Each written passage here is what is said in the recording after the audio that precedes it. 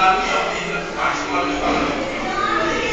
Eu quero agradecer a Deus pela vida de honra que tem doado a sua vida, pela vida da igreja.